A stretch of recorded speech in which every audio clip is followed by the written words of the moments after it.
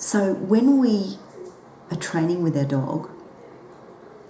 the lost message that I would like you to see is the one of reconnection with your dog,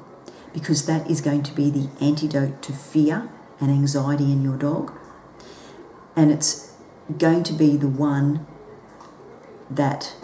provides a positive emotional state, not just for your dog, but also for you, because you're reconnected with your dog in that situation.